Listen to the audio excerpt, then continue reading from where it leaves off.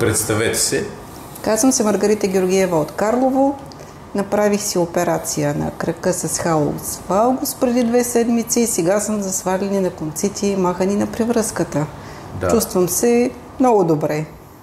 Добре, вие имате съответно на левия крак, съответно имате стара операция преди колко години?